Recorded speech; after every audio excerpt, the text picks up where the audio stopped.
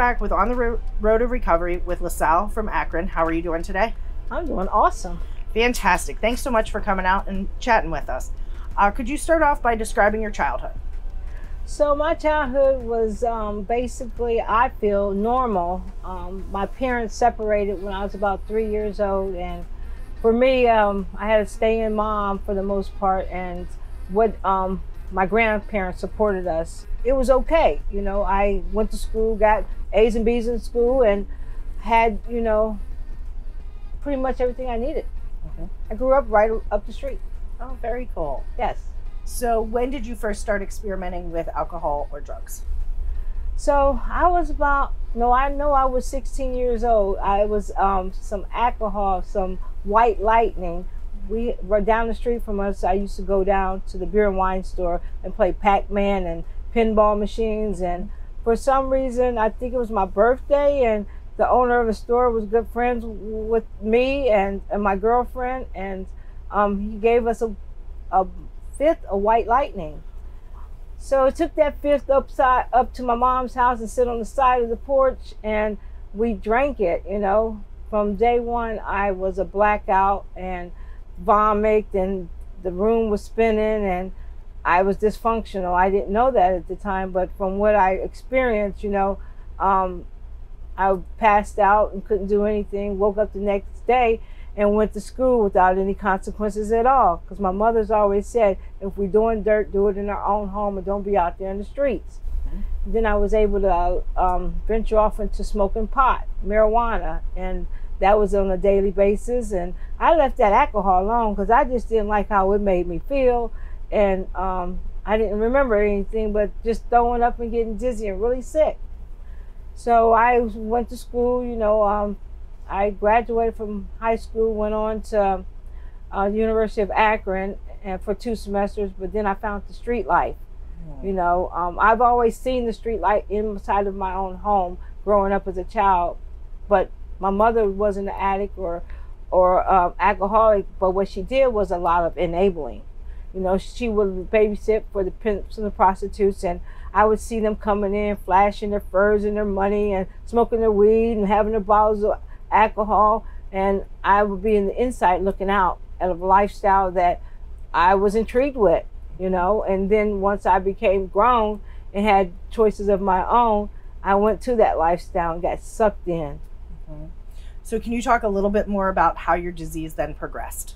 So I was I had my first child at the age of 19, and I was working in the bars, drinking alcohol on a daily basis because I'm a barmaid. People giving us free drinks and stuff, you know. And then I smoked my pot, you know. And then I went down to this house that I was going to get some marijuana with after I got off work. And one of my friend's sisters came out, and she said, well, this is what they're doing. And she had a crack pipe and some crack, and you know, I said, well, can I try it? Curiosity kills the cat. Yep. Killed me. For 23 years I was out running and chasing. Wow, that's a long time. So can you talk about how your life was impacted by the progression of your disease? So I dropped out of college. I was no more interested in college. I was living the fast life. I was boosting from the stores, being a barmaid, you know, doing all kinds of things in the world that I seen growing up, but was not raised to do. And then so lost the apartment on Joy Park because, you know, now I'm smoking crack on a daily basis. Got pregnant with another child. Ended up my mom's house got raided. So that was in '89. I was one of the people of 15 largest drug busts in Akron, Ohio in 1989, and I got 8 months, 14 days in the prison. Lost both of my children. I never got my kids back because 5 months later I'm getting arrested again for another trafficking. And so I did 5 months in there, found out I was pregnant with my third child. And so I did the 5 months. I came back out, you know. Well, when I was in prison, I had got a letter on my bed from CSB talking about they were taking permanent custody from me. And I was like, how cool is that? You know, how are you going to take custody from me? And that made me feel hopeless. You know, that's when I started really spiraling down with no responsibility with my children. The system's just taking things from me. So I'm thinking, you know, actually I'm just making bad choices, just allowing them to do what they need to do. And with no understanding of that and being lost and hopeless, I just spiraled down in my addiction. I was just out there, and the progression came, you know, where I'm doing it daily, even not breathing no sober breath. So that combination of spiraling down left me in emergency 7 times, and 4 of them was almost fatal in 2006 and 2007. Thank goodness I knew in '94 I got introduced with the 12-step program because I was in the Summit County Jail. Mm-hmm. And with that being said, you know, I met my first sponsor. Always God placing the right people in my life, you know, for me to redirect myself and go into the IBH and then the Legacy 3 program. They have structure.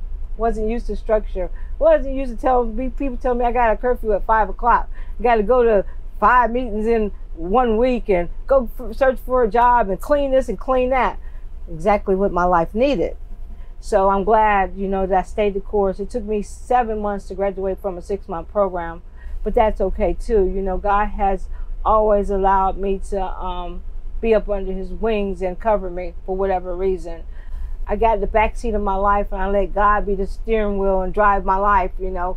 And he put those people in my pathway to help me, you know, whether sometimes when I didn't see the clear skies and everything was foggy, you know, and it was okay, you know, just to know that, you know, I had to just inch through it because I couldn't make a healthy decision which way to turn, left or right. I was like, just like there. And I'm grateful for just being there in that cocoon, you know, where it could blossom me into the beautiful butterfly, the beautiful person I am today. God says, come as you are, and he'll change you. And he surely changed for me. My mother used to say, why you keep going up to church all drunk and high and dirty and stuff like that? I'm like, oh, Mom, God said, come as you are, he'll change you. And he truly did, you know. So I'm grateful for that. And just Akron Bible Church, I went to the pastor and I said, you know, God told me that I should open up the Joanna house again. And he says, okay, because at the time that house was sitting there doing nothing. And I did. I went to class, I did that, and we stayed in that house a year. And then one of my childhood friends owned property, and he said, hey, do you want to use these 2 houses right here? And so I really started to open up too many houses. At one time, we had like 6, and it was too many to manage for just one person and the board. And so we had to roll back and redefine our purpose and our mission, and was able to go back into Ohio Recovery Housing as associate this year. Just, you know, make our housing more qualified. And being able to provide that support is you know, life-changing, as you have shared. You know, Legacy 3 is a certified recovery house, and Joanna House. Being able to be a resident at a recovery house and now being the executive director is a pretty amazing evolution of your life. That's spectacular. Could you talk a little bit about how you rebuilt relationships with your family members? So just staying sober. Those 4 children that I birthed in my addiction, so I always said I was going to go on the Murray Purvick show or somewhere and find my kids. But one day my mom says, I found this piece of paper and I tore it out. It was in the newspaper of how you can find your kids for $100. And I was like, okay. So it was an adoption agency in Cleveland and network agency in Cleveland. And I called them, and they, you know, my 2 oldest children were always in my life because they were in foster home. But the 2 youngest ones I had in prison, handcuffed to a bed, delivered them, and they took them away from my scene one time in my life. And so that spiraled around another hopeless state, you know.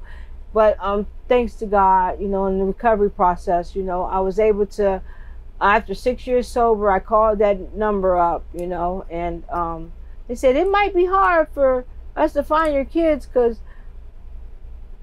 you know, it's been closed for a while. But then As soon as I got that, like 3 months later, they had found my son. Listen to this. He got adopted out by a single father who was a police officer in Cleveland. Oh, wow. You know? Yeah. Yeah. And so this other, my daughter, who they said, well, might not be able to find her because her family moved to Charlotte, North Carolina, or down in the Carolinas somewhere. But again, right before her birthday, her birthday is May the 25th. We found her like the first week of May, you know, and so I was able to go down for her birthday and introduce myself, me and her dad, and it was a blessing. But those are the things that I know that only God could have did, you know, find my children. For $100, Murray Provic show, because I called them, they wanted like $1,600 to come onto the show or to do the searching and stuff like that. I ain't have no money like that, but you know, God has a lot of money, and He found the right amount of money to fit my budget.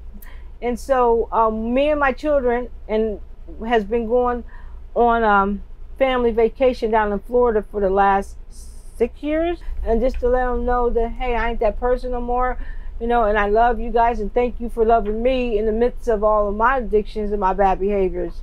So we had an awesome time, and just, you know, doing the next right thing. Which brings me to my next question. What do you do on a daily, weekly basis, a consistent basis, to maintain your sobriety? Whew, I help others. Flat out. If that's where it's at, giving back and, you know, letting people know that there's hope out there. I'm a leader at my church. And I have, I'm a secretary of the motorcycle ministry we have. I ride a Honda Shadow 600. I'm at the beginner stage, but I'm doing it. And I just, you know, work at community support service for 7 years. I have 5 jobs. I work like for the Ohio Recovery Moss up there as a facilitator for peer recovery supporters. I just love helping. You know, I know back when I was in my disease and doing everything, I thought I was a fixer, you know, and people didn't want to be fixed at that time and got me in a lot of trouble. But now I'm a supporter. You know, I support the pathways of many people in many different levels, like somebody supported me. Absolutely. So what are some things that you've accomplished in recovery that never would have been possible in active addiction? Getting my children back. You know, being sitting here today. I got a bachelor's degree in social work. I'm getting ready to take my licensure exam for the second time. I missed it by 12 points in September 21st. I work for the state, you know. Governor DeWine is my boss, you know, as a peer supporter. I got a pardon for all 23 of my felony convictions. You know, it came Christmas Eve. Wow. Well, you see see these light bulbs and these dots be connecting. I am just grateful. I wouldn't be running a recovery house if I wasn't sober, right? Well, I think you said it beautifully earlier when you said do the next right thing, and you know, just stay that path. That's absolutely spectacular. So if you could talk a little bit, and you've already hit on this a little bit, but maybe if there's anything else, you know, when you've struggled with it, when you've had something that's been a problem or an issue that comes up, a challenge, what do you do in recovery to, you know, not to pick up, and how do you work through problems today? That's a daily basis. I tell on it. You know, I got a good support system. I have a job coach at Community Support Services. I have the love of my family. I have a sponsor. I definitely have people in my church. I just love when people support each other. Absolutely. So if there's somebody that is still out there and is struggling and trying to get sober, do you have any words of wisdom that helped you? So what I think helped me is that you're not in it alone. You know, give somebody else a chance to help you and support you, because all the choices you made up until now hasn't worked out for the most part. So allow somebody else to make choices for you and to redirect your life. Get in the backseat of your life and stay sober. Excellent. If you were still using today, where do you think you'd be? Oh, dead. Yep. So the most common answer we get. Yes. So Is there anything else? Is there anything that we missed that you would like to share with our audience that you feel that we, like I said, that we missed? So what I think I need to say is about allowing, your spirituality to embrace your recovery. For whatever pathway that is, I know in our text it says, there is one who has our power, that is God. May you find him now. So whatever that your God is looking like, it doesn't matter. I think that, being able to incorporate that, because when you start working the 12 steps, whatever 12 step it is, it talks about powerless and unmanageable. We have no power, but somebody has power, and you might as well find it. Excellent, excellent. Thank you so much. We really appreciate you coming out today. Your story is definitely going to help somebody out there that is alone and thinks there's no hope. You are very much proof that there's a way out of addiction. Absolutely.